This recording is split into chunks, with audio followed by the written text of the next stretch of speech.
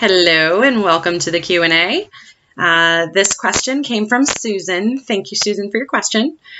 She had asked, how much does she have to pay for an agent like me to help her buy a house? Buyers typically don't pay to be represented by an agent.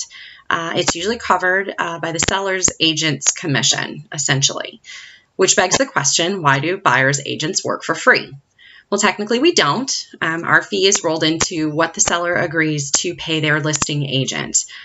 So that total bucket is divided up and the buyer's agent would get paid out of that. Essentially, I get paid from the seller's equity. And so the basics run like this. The seller contracts a company to list their house, and they agree to pay a certain amount to the company to have it listed and sold. From that amount, they pay the listing agent as the listing agent. Their company pays them. And then the company that had the listing would pay the buyer's agent company. So in this instance, they would pay my company for representing the buyer. And then my company will cut out a piece of that pie to pay me. So that doesn't mean I work for the seller. I know it might sound that way, but no.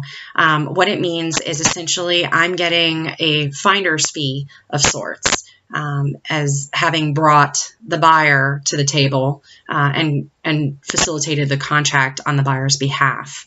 From the seller's side, that means that they have been able to help to unload some of their inventory that they've got, the listings that they've got, and we as buyer's agents help facilitate that transaction, and we bring folks to the table. So ultimately, the only way I get paid is if you find, love, and buy a house.